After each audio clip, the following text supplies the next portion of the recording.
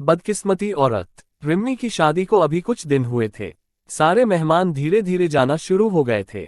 जब तक मेहमान थे तब तक तो सब ठीक ठाक चलता रहा, पर जब सारे मेहमान चले गए तब एक दिन रिम्मी अपने पति के साथ छत पर बैठी थी और तभी उसकी सास आ गई और कहने लगी, बहू ये तुम्हारा ससुराल है, यहाँ पति के साथ सबके सामने हमारे यहाँ कोई नहीं बैठती। रिम्मी को बड़ा अजीब लगा कि अपने पति के साथ ही तो बैठी है। उसे लगा उसने कोई जुर्म कर दिया। अब तो रोज सास का टोकना शुरू हो गया। अपनी तरफ से रिम्मी कोई शिकायत का मौका नहीं देती थी, फिर भी उसकी सास कभी रिम्मी को पल्ला ठीक करने के लिए कहती, कभी रिम्मी चार औरतों के बीच में आके बैठ जाती तो उसकी सास उसे घूरने लगती और तब तक घूरती जब तक कि रिम्मी वहां से उठ के किचन में न चली जाती। रिम्मी का कोई भी काम उसकी सास को पसंद नहीं आता। रिम्मी कितना भी अच्छा कर ले, लेकिन सास कोई ना कोई कमी निकाल ही लेती। हद तो तब हो गई जब सास रिम्मी के आने जाने पे भी टोकने लगी। इधर मत खड़े हो, उधर मत देखो, कोई देख लेगा तो क्या बोलेगा। रिम्मी के पति मयूर के एक दोस्त की शादी थी और मयूर को जाना था। रिम्मी ने सोचा शायद उसे भी जाना होगा, तो उसने भी एक साड़ी पसंद कर ली पहन के जाने के लिए।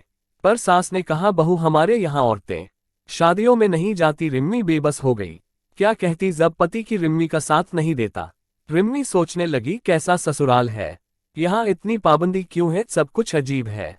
यहाँ अपने से बड़ा कोई भी दिख जाए तो सास सर के पल्ले को और आगे मुंह तक सर का देती है। रिम्मी को कहीं जाने नहीं दिया जाता था। उसकी सास बस हर समय काम करने के लिए किचन में ही रखती थी।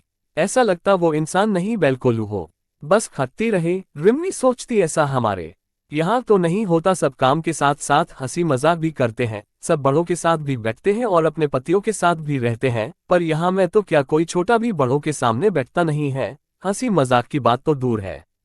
मयूर भी अपनी माँ के सामने रिम्मी के पास कम बैठता था, उससे बात भी कम करता। रिम्मी जितना पूछती बस उतना ही जवाब मिलता। दिन बीतते गए, मयूर को दूसरे शहर में जाना पड़ता था काम के सिलसिले में। कई बार तो मयूर को आए हुए कई दिन हो जाते थे। ससुर थे नहीं और सास ने ही 5 बच्चों को पाला था। बाबूजी की जगह सास को काम मिल गया था, क्योंकि बाबूजी सारे बच्चे जब छोटे थे तभी चल बसे थे। दोनों नंदों की शादी हो चुकी थी।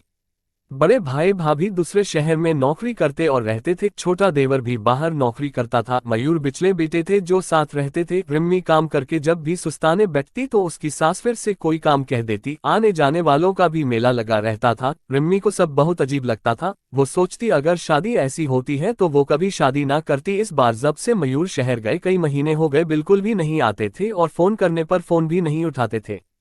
घर वालों ने पता किया तो पता चला कोई और लड़की है जिसके साथ मयूर ने पहले ही शादी कर रखी थी और एक बच्चा भी है उनकी। पर समाज के डर से कुछ नहीं बोला। पर सास को जब पता लगा तो रिम्मी को ही दोषी मानने लगी। कहने लगी, क्या करता मयूर बेचारा, तूने ज्यादा कुछ तो लाई नहीं।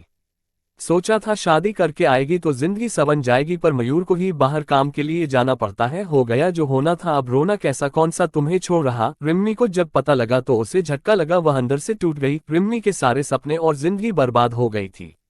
उसकी माँ सदमे से पागल हो गई और पिता भी सेहत से लाचार हो गए थे। इसलिए रिम्मी को ससुराल में ही रहने के लिए बोला। भाई और भाभी दोबारा से रिम्मी की जिम्मेदारी लेने को तैयार नहीं थे।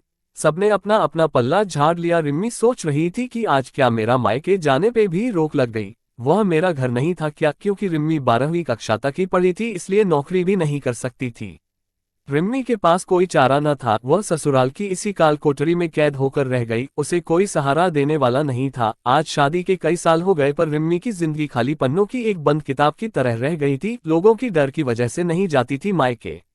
उसे ये भी पता चला सास ने पहले जेठानी को भी तंग किया था, पर नौकरी लगने की वजह से वह चली गई थी, कभी आई नहीं थी। निम्मी खुद को बहुत लाचार महसूस करती। सोचती अगर उसके माँ बाप ने उसको भी पढ़ाया होता तो वो भी आज अपनी मर्जी की जिंदगी जीती। जिसके भरोसे इस घर में आई उसने भी बीच मझदार में छोड़ दिया। निम्मी सोचती चलो सास खरी खोटी सुनती तो है, लेकिन सर के नीचे छत और 3 समय खाना और जरूरत तो पूरा करती है। कभी कभी महीने 4 महीने में मयूर भी आ जाते हैं।